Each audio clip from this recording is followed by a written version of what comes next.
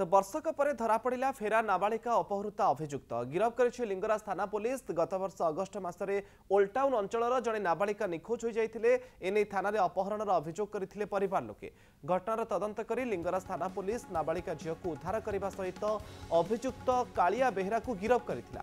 तेबे पुलिस हेफाजत में थिबा बेले पानी पीवा नारे पुलिस को चकमा दे थाना फेरार हो जाइथिला अभियुक्त। तेबे सोमवार कालिया घर को आसुथिबार खबर पाइथिला लिंगराज थाना पुलिस आ पूर्व निर्धारित योजना अनुसार ताकू गिरफ करिछि पुलिस।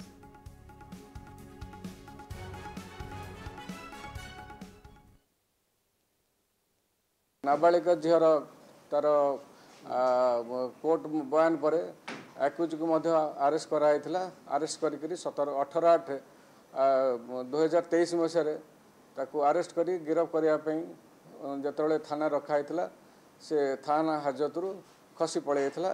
आमर बहुत दिन धरी खोजा चली से जेहेतु से एठू ओडिशा बाहर को पलि जाइथिला। तार दीर्घ आज प्राय 1 वर्ष पर आज 12 तारीख दिन ताको गिरफ कराई एवं तार आवश्यक डाक्तरी मायना एवं मेडिकल एग्जामिनेशन होला परे ताको कोर्ट चालान करा जिवो।